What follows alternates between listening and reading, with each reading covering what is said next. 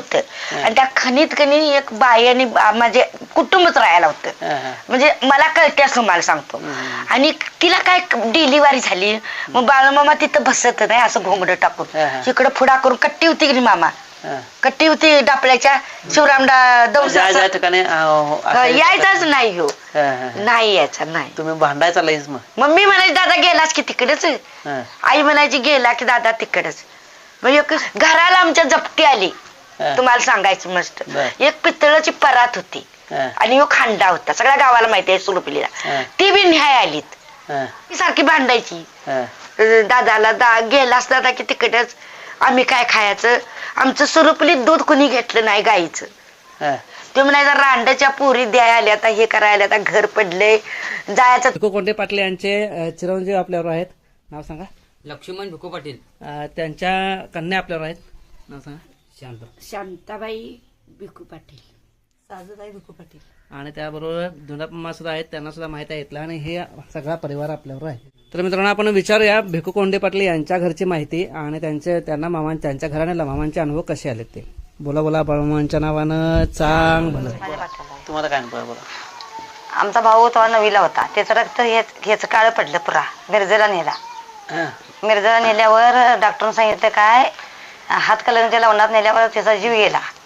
मग मिरजत नेल्यावर इथं त्या डॉक्टरने इथनं फोन केला मुरगुडच्या. मग मुरगुडच्या डॉक्टरने फोन केल्यावर लगेच आत घेतल्यावर सांगितलं काय आता सपले नेवा म्हणून. मग सपले म्हणजे आमचा वडील काय म्हणाले तुम्हाला रांडच्या अनु काय येत सपले नेवा म्हटले बर आज नेल्यावर अशा छन्या मारल्या डोसक्यात नाही आणि सपले नेवा म्हणून सांगितले. मग डॉक्टरांनी सांगितलं का तुम्हाला काय येते रांडच्या मी बोलू होतो तुम्हाला काय येते म्हणून सांगितले. मग डॉक्टरांना बोलवून दाखवा. मग भंडारा खिशाला घेतला आणि चिंबडभर असा आजा शेवट काय करणार म्हटल्या उई केल्या 7व्या मजल्या यारीन पहिली नेले यारीन 7व्या मजल्या नेल्या 9 दिवसाला एक सलाय नव्हतं 9 दिवसाला एक सलाय 3 महिने मिरजा दवाखान्यात होता. आणि मग 3 महिन्यानंतर महिला असं कमी पडत आल्यावर मग डॉक्टरने बोलवून घेतले तुमचा देव कोणचा आहे म्हणून. एवढं कसा पाठीमाग मला मोठा देव कोणचा तर आमचा आजा बाळमामा आहे सांगितले. आणि तेव्हा सस्ताईत निम्याला नेहमी तुमच्या इच्छेने केवढे पैसे द्यायचं तेवढं डॉक्टरने सांगितलं द्या तुमच्या तुम्हाला केवढी बुद्धी देईल तेवढं द्या सांगितले. मग तेव्हा बरं होऊन तो 3-4 महिने इकडे आला. एवढा मोठा अनुभव आहे तुमचा. एवढा खरंच देवाची कृपा भरपूर आहे तुमच्या. आणि तुम्ही सांगितलं किती वेळा बऱ्याच वेळा तुम्ही आजारी पडला 7 वेळा म्हणजे मरत्या दाढीनं बाहेर आला मग. आणि मला सांगा आई तुम्ही सांगा म्हणजे एकुलता एक मुलगा काय एकुलता एक मुलगा दवाखान्यात आहे तुम्ही सगळ्या मुली हे एकटा घराला चिराग एकटाच मुलगा त्या मुलग्याला ऑपरेशनचं हे टाकून त्याचं दवाखान्यात टाकून तिकडे मामांच्याकडे यायचं. मामा त्यावेळी तिथं त्यांना काय म्हणाले काय तिथं किंवा मामांच्याकडे तिथं गेल्यावर त्यांना काय हे झालं काय तेव्हा काय भन्नाले मला काय सांगितलं नाही नुसतं तिरीत आणि तो कृष्णा गवडी घेऊन आला. मग तिरीत घातलं आणि आलाच बाळमामाला आणि आला तो थांबायचाच नाही यायचा सारखा मीच तिथं असायची. म्हणजे मी ऐकलाच तिथं. म्हणजे आई तुमच्या आई म्हणजे आई ही पोरं बारकी 4 बहिणी भाऊंड ढोर शोकवा घरात दादा आमचा नसायचाच. मी खरं सांगतो नाही घराला आमच्या जप्ती आली तुम्हाला सांगायची मस्त. एक पितळाची परात होती आणि एक खांडा होता सगळ्या गावाला माहिती आहे सुरुपिलीला ती बी न्याय आलीत. आणि भाकरी कशाने करायच्या शिव तरी गावात नाही. मग गावात नाही तर कनी योग धोतराचा हे धरून हे शिवट एवढं गटळ पेड्याचं असत होत आणि भंडाऱ्याची पुड्याशी घेऊन आला. आणि आई आणि आम्ही रडालो ही सगळी बारकी आता जप्ती परात बी नेली तर काय कशात भाकरी करायच्या हे भितार तरी पडलंय तो रांडचा काय नेतोय म्हणला.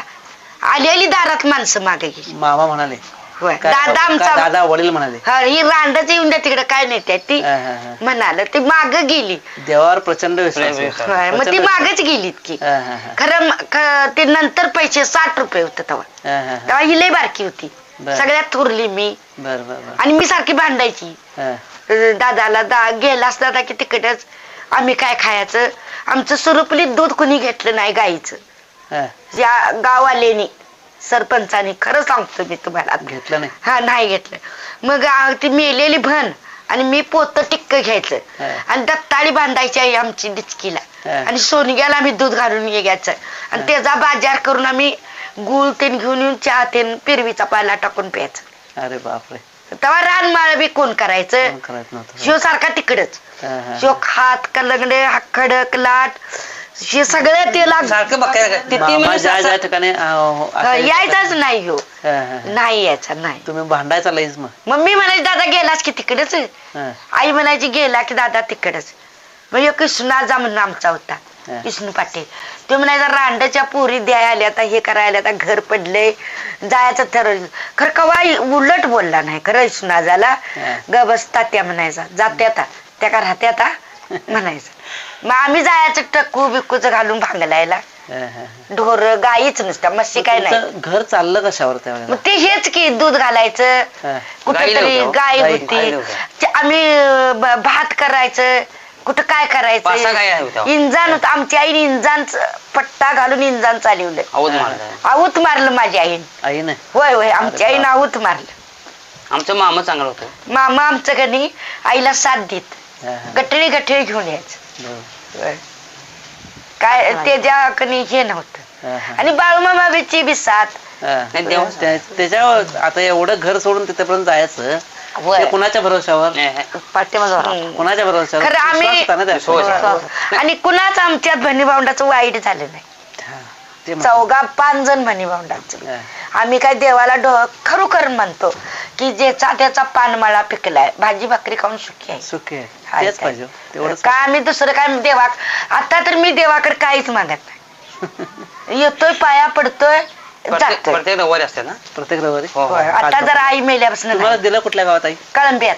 कळंबा म्हणजे कळंबा हे आपलं कोल्हापूर.